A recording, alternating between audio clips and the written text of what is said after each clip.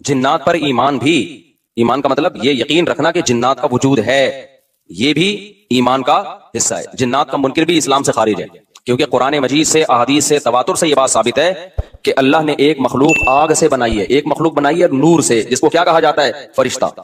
उर्दू में, फारसी में फरिश्ता, इंग्लिश में एंजल, और अरबी में मलक। अरबी में क्या कहते हैं? मलक, जिसकी जमा मलाइका होते हैं। मलाइकतुहू बहुत आता है ना कुरान मजीद में। तो गोरे भी मानते हैं इसको, क्योंकि ये तो आसमानी किताबों से, तवातुर से साबित है। तो अब ये फरिश्ता चूंकि मादी मखलूक नहीं है, तो हमें वो मखलूक नजर नहीं आती। अब साइंस का ये कहना है, साइंस तो यहां तक भी साइंस मादी चीजों पे तहकीक कर सकती है भाईजान। कुछ चीजें साइंस की दस्तरस से क्या है? खारिज है। अगर वो दलाइल से साबित हो जाएं, दूसरे दलाइल से, तो उनको मान लिया जाए, नहीं साबित हो तो नहीं माना जाए। अब सारे पैगंबरों ने फरिश्तों के वजूद का बताया है। हजरत मूसा, ईसा अलैहिस्सलाम, मूसा अलैहिस्सलाम, दाऊद अलैहिस्सलाम, तवातुर से। तभी यहूद और नसारा और मुस्लिम सारे मुत्तफिक हैं किसके वजूद पर? फरिश्तों के। इसी तरह अल्लाह ने एक मखलूक को आग से बनाया, उसको क्या कहा जाता है? जिन। चूंकि वो इंसानों से छुपी हुई है, इसलिए उसको क्या कहा जाता है? जिन। जिन छुपी हुई चीज को कहते हैं। मजनून किसे कहते हैं? जिसकी अकल छुपी हुई हो, पर्दा पड़ गया हो, दीवाना हो गया हो। जनीन उस बच्चे को कहते हैं जो मां के पेट में हो, वो भी छुपा हुआ होता है ना। फलम्मा जन्ना अलैहिल लैल, कुरान कहते हैं जब रात छा गई, अंधेरा कर दिया रात ने, तो हर वो चीज जो छुपी, जुनून इसी से निकला है। जुनून, पागल हो गया ना, गोया दिमाग ही गायब हो गया है, ठीक है ना। तो हर वो चीज जो छुपी हुई होती है ना, उसमें जीम डबल नून वाला मादा पाया जाता है। तो जिन को भी जिन इसलिए कहते हैं कि वो होता है लेकिन नजर, बोलो, नहीं आता। तो इसके बारे में हमारा अकीदा क्या है, जो इस्लाम ने हमें बताया है? भाई जिन्नात भी मुकल्लफ हैं आमाल के, उनमें अच्छे भी होते हैं और उनमें बुरे भी होते हैं। अलबत्ता शैतान एक ऐसा जिन है जो बुरा है। हर जिन बुरा नहीं होता, लेकिन शैतान एक बुरा जिन था जो अड़ गया था ना, वो फटे माजी में लगा था और क़यामत तक अड़ा ही रहेगा। उसकी नस्ल भी ऐसा ही है। लेकिन जिन्नात में अच्छे भी होते हैं और जिन्नात में बुरे भी होते हैं। जिन्नात तालीम कहां से लेते हैं? इंसानों से लेते हैं। जिन्नात में कोई अलग से पैगंबर नहीं आते, इंसानों ही को अल्लाह ने फजीलत दी है कि जिन्नात फॉलो किसको करेंगे? इंसानों को। तभी जितने मजहब इंसानों में है ना, उतने ही मजहब किसमें है? जिन अगर मेरा बयान सुनते हैं तो 20 रकत तरावी के कायल हो जाते हैं। किसी अहले हदीस का बयान सुनेंगे तो 8 के कायल हो जाते हैं। जेहलम वाली सरकार का बयान सुनेंगे तो जिन्नों की बीवियां अदालत से जा जाके उनकी अदालतों से खुला ले रही होती हैं कि वो शौहर, जिन शौहर देने पर राजी नहीं होता। वो सारे झगड़े जो इंसानों में है ना, जिनमें हो सकता है कुछ 4 शादियां करते हो जो मेरा बयान सुनते हो और पिट भी रहे हो जिन्नियों से, चुड़ैलों से और जिनमें ऐसे भी होंगे जो एक के कायल होंगे। तो जितने, मुझे नहीं पता जिन्नात को 4 की इजाजत है कि एक ही है, ये कुछ मसाइल हो सकता है जिन्नात के हमसे डिफरेंट हो, लेकिन बहरहाल तो हदीस से हमें यह पता चलता है भाई एक मखलूक है जिसे क्या कहा जाता है? जिन कहा जाता है। वो है, उसका वजूद है। और चूंकि वो हो सकता है यहां भी कुछ जिन्नात बैठे हुए हों। अगर वो आप कहें वो बैठे हुए क्यों भाई, वो खड़े हो गए तो सब आप लेटे हुए होंगे फिर यहाँ पे, इसलिए उनको बैठे ही रहने दो। ठीक, मैं अक्सर चुटकुला सुनाता हूं ना, वो पुराना हो गया लेकिन क्या करें। एक आदमी को किसी ने बताया ये फ्लैट पुराना है, खाली है, यहाँ जिन्नात है, इधर नहीं जाना, वो फंटर बना हुआ है। मैं चल जिन की ऐसी की तैसी गया, बेल बजाई, बंदा बाहर निकला ना, अब उल्टे पांव उसके आंखें गोल गोल। तो फिर भी इसमें बड़ा कॉन्फिडेंट लिया, उसने कहा कोई डरता वरता नहीं भाई साहब, आप मैंने सुना यहाँ कोई जिन्नात है। तो कहता मैं तो 500 साल से रह रहा हूं, मुझे तो कोई जिन नजर। उसने कहा ले भाई यही जिन है भाई, 500 साल से रह रहे कम, समझ रहे हो। अच्छा, तो जिन्नात की पैदाइश इंसानों से पहले हुई है और जिन्नात की तादाद भी इंसानों से ज्यादा, क्योंकि कुरान में है क़द इस्तक्सरतुम मिनल इंस, ए जिन्नात तुम्हारी तादाद तो इंसानों से भी ज्यादा है। तो पता चला जिन्नात इंसानों से भी ज्यादा है। तो इनमें अच्छे भी होते हैं, बुरे भी होते हैं, हरी पगड़ी वाले भी होते हैं, सफेद पगड़ी वाले भी होते हैं, देवबंदी भी, बरेलवी भी, कादियानी भी, हिंदू भी, हर तरह के फिरके। क्योंकि ये तालीम कहां से लेते हैं? इंसानों से। तो जितने मौलवियों की जितनी किस्में हैं ना, सबसे ज्यादा किस्में तो पाकिस्तान में पाई जाती हैं। जितनी किस्म के मौलवी हैं जिस मुल्क में होंगे, उतने ही किस्म के फिरके भी उस मुल्क में, जिन्नात में भी होंगे। क्योंकि ये तालीम किससे ले रहे होते हैं? मैंने बताया, इंसानों से। दूसरा, इनमें एक मसला है, इनमें शर का उनसर खैर से ज्यादा गालिब है। इंसान की जो नेचर है ना, इंसान की नेचर ये है कि इंसान की नेचर में खैर ज्यादा गालिब है, शर मगलूब है। इंसानों में अच्छे बाय नेचर अच्छे ज्यादा होते हैं, बुरे कम। हर इंसान झूठ को नापसंद करता है लेकिन कुछ फेंकू भी होते हैं। हर इंसान चोरी को नापसंद करता है लेकिन कुछ चोर भी होते हैं। लेकिन जिन्नात का मामला उल्टा है, इनमें शर का उनसर खैर से, ये सरकशी, आग में सरकशी है ना, तो जाहिर है हमें अल्लाह ने मिट्टी से बनाया, मिट्टी में क्या है? तवाज़ो।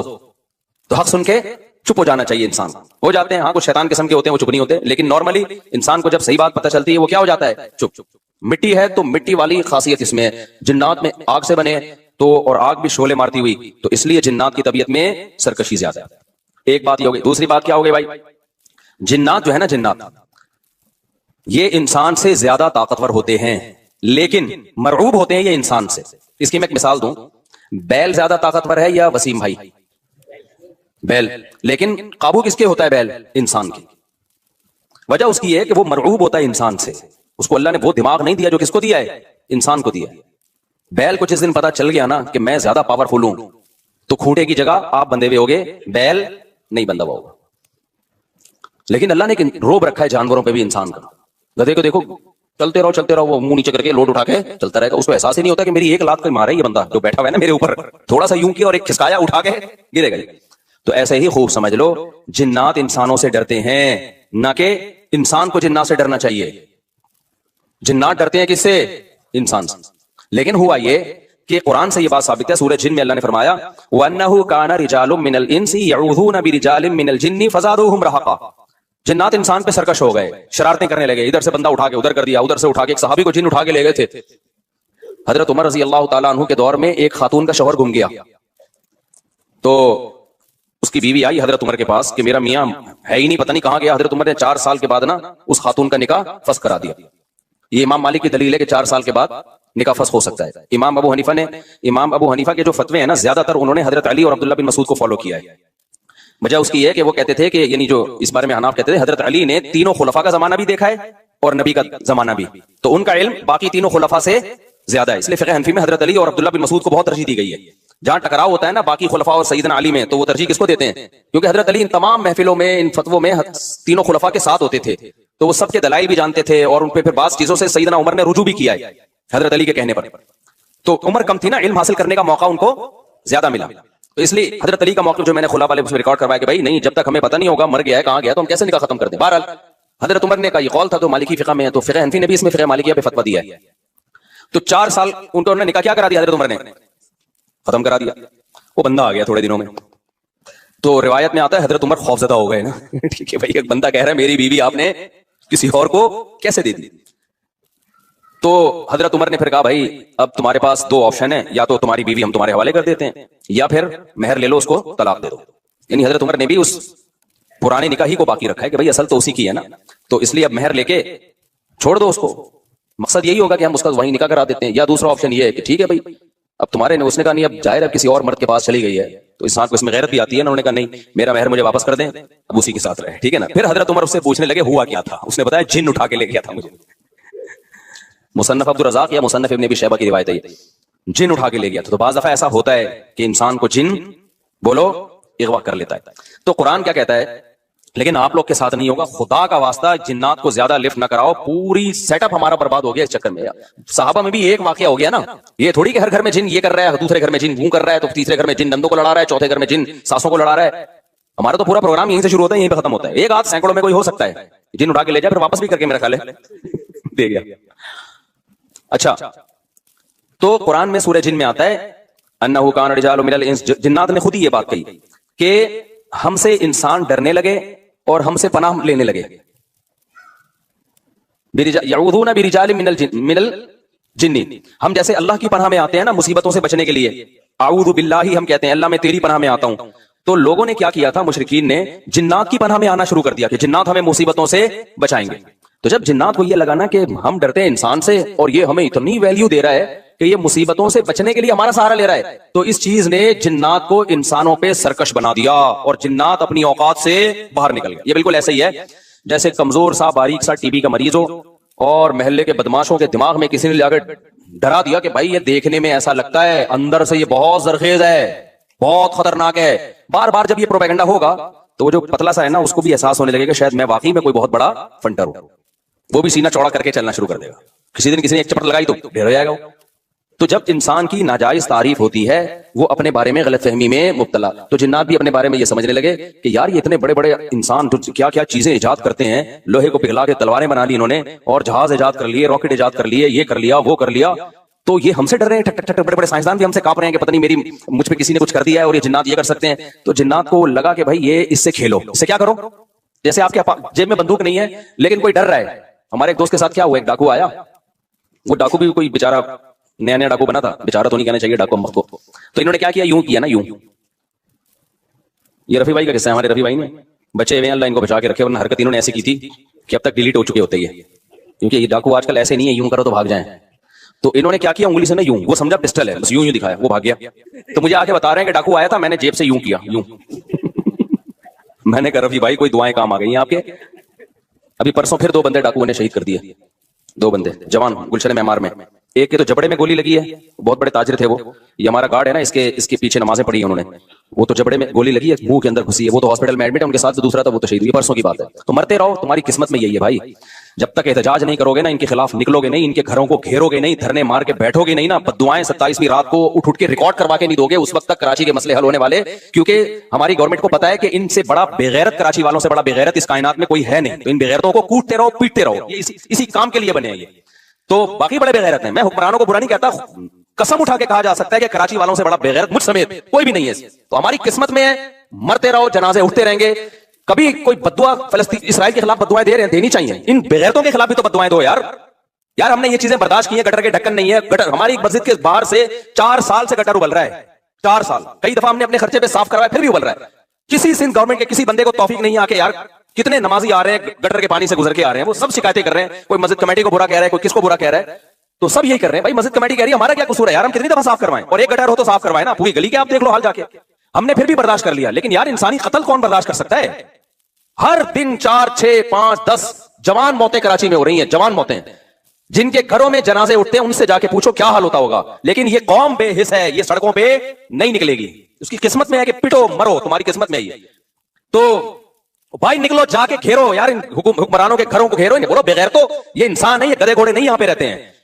हर जब मैं मस्जिद से निकलता हूं ना, फिर खबर आती है 2 बंदे आज वहां कत्ल कर दिए, 3 बंदे, और सारे अपने रिलेटिव होते हैं, कोई फलाने का फला जानने वाला, कोई उसका। ये दुनिया के किसी मुल्क में ऐसी धांधली होती है क्या यार? दुनिया के किसी मुल्क में ये बेगैरती होती है? तो मारे खाते रहो, मरते रहो। परसों जमात इस्लामी के किसी कारकुन को शहीद कर दिया, कितने नेक आदमी थे वो, कितने उनके चेहरे पे कैसी रौनक थी, क्या घर में उनके कोहराम बिछा हुआ होगा यार। जरा जरा सी बात पे बंदा मारना इनके लिए। पिछले साल स्वीडन से एक मियां बीवी का जोड़ा आया हुआ, बच्चा छोटा साथ में, स्वीडन से चंद दिनों के लिए आए थे वो कराची। बीवी के सामने जवान शौहर की लाश तड़प रही थी। बच्चे पे क्या गुजरेगी जो अपने बाप को इस तरह से मरतबा देखेगा? तो इंतजार करो अपनी बारी का, और कुछ भी नहीं है। और ऐसी बेहिस कौम है ना, जो मरता है वो भी एहतजाज नहीं करता, उसके भी रिश्तेदार आराम से बैठे हुए होते हैं। यार सोशल मीडिया पे एक तूफान खड़ा कर दो, गालियां दो इन हुक्मरानों को, सोशल मीडिया पे गालियों का ना एक सिलसिला शुरू करो, तो उसके बाद शायद ये बेगैरत थोड़ा सा हिल जाए, थोड़ा सा हिल जाए। ये नहीं हिलेंगे भाई, क्योंकि इनका कोई बंदा, ये तो पूरी पूरी गाड़ियों के साथ गाड़ों में घूमते हैं, इनको थोड़ी कोई मसला होगा। इनके तो पूरे पूरे आपको पता है, ये इन्हीं के बंदे तो होंगे जो मार रहे हैं, पता जाता है इन कमबख्तों को। पुलिस को आप बुरा नहीं कह सकते, पुलिस के बस में जितना है पुलिस कर रही है। मैं तो पुलिस वालों से भी मिला हूं भाई, उनके तो फिर भी जितना उनके बस में है वो कर रहे हैं, उनके इख्तियारात महदूद हैं। कितने पुलिस वाले डाकुओं को मारने पर जेल की सलाखों के पीछे चले गए, कितने पुलिस वाले चले गए। कानून आपका ऐसा है, इसलिए दबाव डालो इन लोगों पर कि इख्तियारात किसके हवाले करो, कराची के रेंजर्स के हवाले कर दो। कम से कम एक रिलायबल इदारा तो है ना, उसको इख्तियारात दे दो भाई पूरे। हमें सिविल गवर्नमेंट नहीं चाहिए, लानत भेजते हैं इस गवर्नमेंट के ऊपर। हर दूसरे दिन यार कोई बंदा मर रहा है, कोई कत्ल हो रहा है, गजा बनाया हुआ तुम लोगों ने कराची को, तो इख्तियारात कोई आवाज ही नहीं उठा रहा इस पे। मैं जब चीखता हूं, जब मैं देखता हूं यार एक बंदा तो बोले ना, एक बंदा तो बोले। चीनी महंगी होती है, पूरा कराची चीख उठता है, आटा महंगा होता है, पूरा कराची। यार इंसान का खून सस्ता हो रहा है, उस पर आप इतने खामोश हो, सोशल मीडिया पे कोई आवाज ही नहीं उठा रहा। जितनी लाशें हैं ना, वहां मीडिया को चाहिए पहुंचे, उन लाशों को की वीडियो बना के यूट्यूब पे डाले, सोशल मीडिया पे डाले, इंस्टाग्राम पे डाले, टिकटॉक पे डाले, और सिंध हुकूमत को लानतों के साथ डाले कि ये है ये हुक्मरान जो हमारा ये असर कर रहे हैं, इसके बगैर नहीं होगा। तो मुझे बहुत, आज की बात है ना, अभी तरावी के लिए हम आ रहे थे, फिर वो हमारे गार्ड ने बताया कि यार मेरा पुराना नमाजी था, और पिछले साल उसने कहा था कराची में रहता हूं, अगले साल का मुझे कोई भरोसा नहीं है। ये उसके अल्फाज थे कि अगले साल में तरावी पढ़ सकूंगा नहीं पढ़। उस बेचारे को क्या पता, तो रमजान में ही तुझे कत्ल करेंगे। तो ये हो रहा है मेरे भाई साहब, और ये हम ही हैं, इस काबिल को होना चाहिए हमारे साथ ऐसा, समझ रहे हो।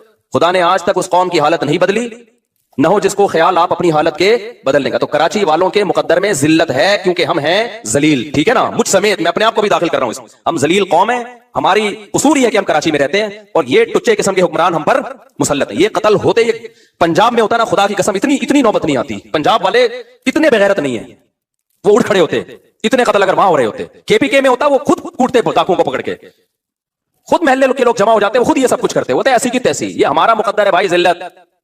तो गटर के ढक्कन नहीं है, हम बर्दाश्त कर रहे हैं। कचरा खाना, कुंडी भंगी खाना बना हुआ है कराची, बर्दाश्त कर रहे हैं। लेकिन यार इंसानों का बहता हुआ खून हम बर्दाश्त बोलो नहीं कर सकते। कल तुम्हारे घर में भी हो सकता है। 2 साल पहले एक बूढ़ा आदमी इसी मस्जिद में, मेरा नमाजी, 4-6 बेटियां उसकी, एक इकलौता बेटा जवान जो अभी कमाने के काबिल हुआ था, 24 से 25 साल उम्र, मैरिड, उसको डाकू ने गोली मार दी। वो बाप बेचारा ऐसे ऐसे कांपता हुआ मेरे पास आता ना, मैं क्या सबर की तलखीन को उसको कह रहा, मेरा एक ही घर में कमाने वाला लड़का था, एक मोबाइल पे जरा सा कुछ पता नहीं क्या किया होगा, उसको मार दिया उन्होंने। और फिर क्या हुआ है उसका, वो पकड़े गए डाकू ना। अब जो डाकुओं का पूरा गैंग आया, वो तो केस इत्तेफाक से चला गया अदालत में, वरना ऐसा होता नहीं है। ये तो कोई बहुत ही खुशकिस्मत बाप है जिसका कातिल पकड़ा गया। अब वो कातिल धमकियां दे रहे हैं।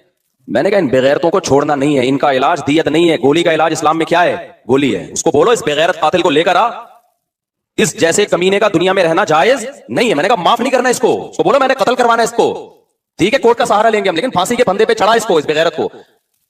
और वो इसके बाद कर रहा है इतनी दी, इतनी बल्कि इतने पैसे